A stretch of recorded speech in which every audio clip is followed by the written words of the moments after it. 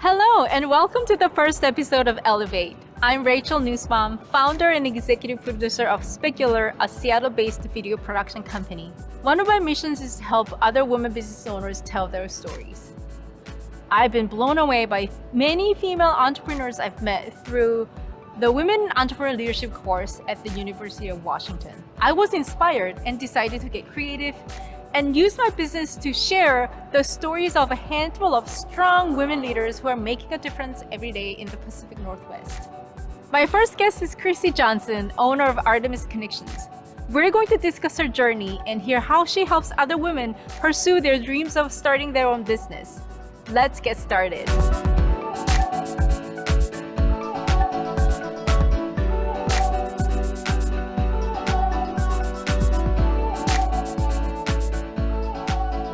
Hi, Christy.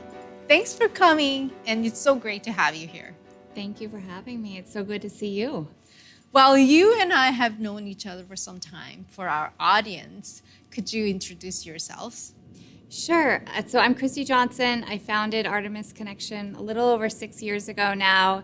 I never intended to be an entrepreneur, but I ended up kind of stumbling into it, which is why I'm so passionate about more women finding it as an opportunity. And my whole career, I've been focused on solving really hard problems that impact people regardless of gender, race, socioeconomic status. I found that doing management consulting, strategy consulting, focused on growth and innovation is a really good way to do that. And I learned how to do all of this when I was at a consulting firm called McKinsey, which that was a moment where I was working with a lot of all-male teams, a lot of all-male boards, all-male executives. And I realized that they are trying to make the best decisions that they can. They wrestle with imposter syndrome, and they also have this way of helping each other out that I wish more women would replicate as well. Why did you decide to be an entrepreneur? I would love to hear more about that. Yeah. And, again, I didn't think I would do this. I took very safe jobs, in fact, but when I look back, they were mostly entrepreneurial, so setting up a new program or a new product or launching in a new market. That was the work I was consistently drawn to. And then what ended up happening, I had these awesome corporate jobs that I loved, and there was a lot of demand on my time. So as I started to have children, I found, I don't want to hop on a plane with kind of the last minute and fly halfway around the world, which sometimes happened when I was at McKinsey. And the moment for me, though, was I have twin boys. Love them to pieces, and they ended up actually coming 7 weeks early. So we spent a month in the NICU at the University of Washington. So for me, when I was in the NICU, I was like, if we make it through this, I really want to do something about workforce, so women in particular don't have to deal with as much work-life conflict, and I want to be able to do that at scale because most of the solutions out there are duct taped together because you have a good boss and hopefully that boss stays, but that's not very sustainable. And then kind of what I stumbled upon was that there was a real lack of flexibility, and there was a bunch of labor that would participate. It's been quantified, but it's like $1.27 trillion of GDP that's missing because people aren't participating. And I was like, I know some of these people, right? They're the caregivers. And it felt really compelled to create some opportunities there. That is so compelling because as a working mom, I think we can all relate to that, just the need for the work-life balance and the flexibility we need. Sometimes it's hard to step out of the comfort zone and start your own business. It's really hard to do that.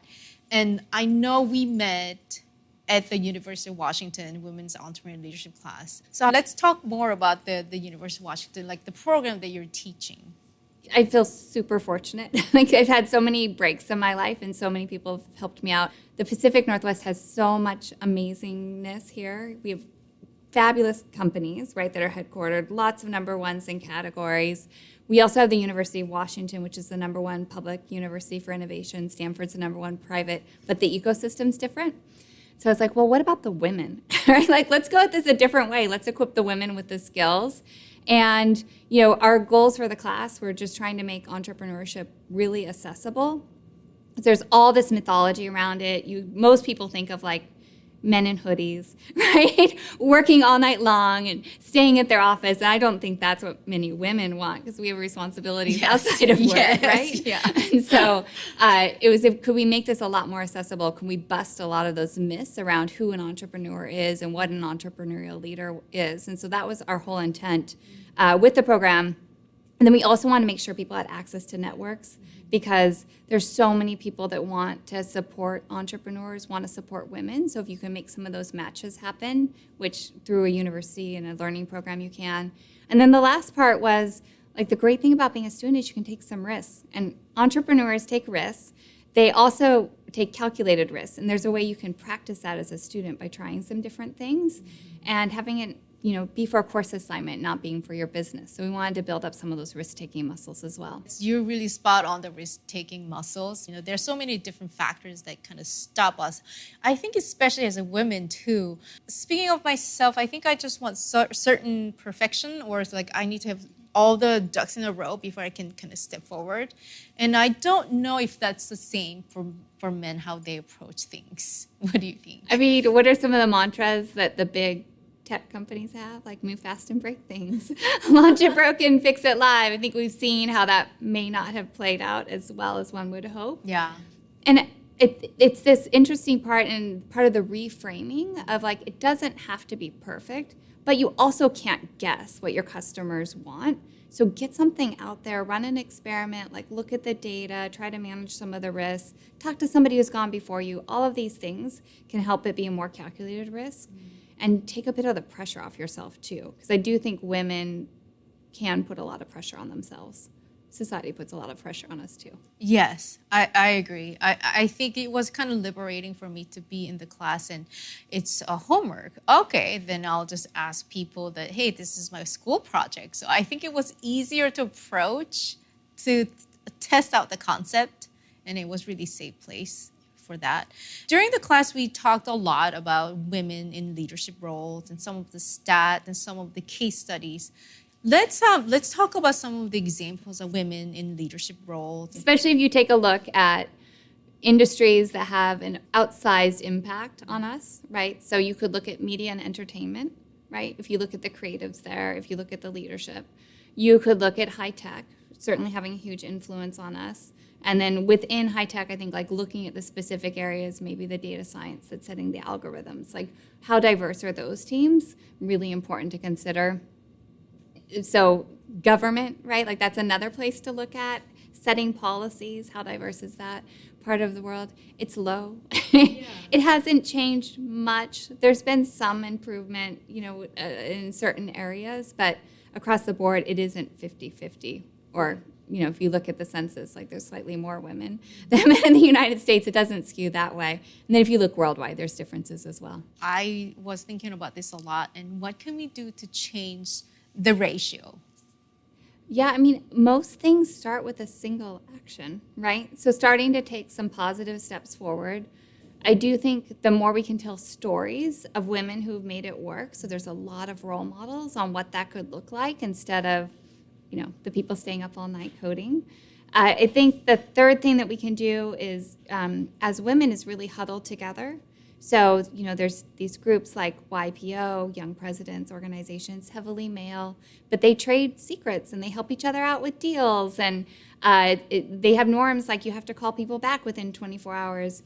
For women, if you look at things that are targeting us, they tend to be self-helpy, more like women fix yourself, right? Versus like, actually, here are the secrets to starting a business or launching something. Mm-hmm. And then I think the second thing is, you do get Mean Girls. That movie exists for a reason. So you get women being competitive with each other. That's not helpful either. But then when you look at when women have really had power, it has been when they've huddled together. So the Women's March, right? Largest in history. Yes. Women launching that. What the soccer team did to try to get equal wages. And then there's a bunch of other examples if you look through history. So I think, like, take small actions. Where can you have a positive influence? Go for it. Second, around telling stories and getting a lot of role models. That's what's so amazing that you're launching Elevate. And then I think the third, around huddling together, supporting, amplifying other women, and staying on the professional side as well as the personal side. I think that resonates a lot to me, because I think I've been to the mean girl side too. now that it's just like we just need to, like echoing what you said, just huddle together and we just need to support each other and just help each other out. I think it'd be great to have a community of women, or just kind of have some type of mentorship or some type of community where we can kind of check in on each other too, and then it's a safe place where we can share those things. I know you're working on some of that. Do you want to talk about that? Sure. Yeah, it's one of my favorite topics. And, it's funny. There was a male venture capitalist early on when I was getting started, who was giving me some advice. And he's like, look, I've seen thousands of companies. And he's like, you just got to stay in the game. He's like, stay on the field. Like, have people that can support you as you're doing that. Because I feel like giving up some days, right? There are moments where it's hard. I think that is actually real life. The fact that the system wasn't built for us and having to navigate that, you have to be resilient and tenacious to make it through. And I don't think we often give ourselves credit for persisting, because that takes work. So we have a lot going on. And all of it's around how can we get more women on the path to leadership faster. And when we think about being entrepreneurial, it's much broader than launching something too, right? Like, how can we be at fast-growing startups taking on leadership roles? How can we be investors? Because, women tend to be talked to about philanthropy, not investing. People who write the checks control quite a bit. How can we be in the innovation parts of bigger companies or the government or nonprofits? And really in those positions of power and influence, and being comfortable with that, which I think is something to explore. So we have the University of Washington Professional and Continuing Education Certificate. That's one you took. Yeah. 2 credit, 2 quarter. You get access to all the UW resources. It's about 8% the cost of a master's degree, so it's a great deal. That launches in the winter. And then we have some workshops that you can always find on the Project Ascendance website. These are meant to be I'm curious, or I have an idea I want to explore, I want to learn how to launch something. Lower commitment, 3 hours, right? Something that people can fit in. Yeah. So that's another option. And then through the University of Washington Foster, there are some special topics classes that we're running right now too. Same sort of theme, same sorts of goals. Like, let's first help people learn the language and realize that the entrepreneurial ecosystem isn't that tricky. There's just some funny jargon.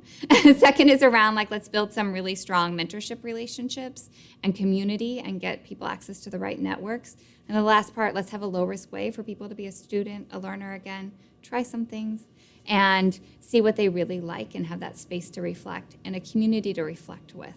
And then we were looking at the launch rate. It's quite high. I want to say it's 50 or 60% have gone on to launch something. It was 98% saw an increase in confidence.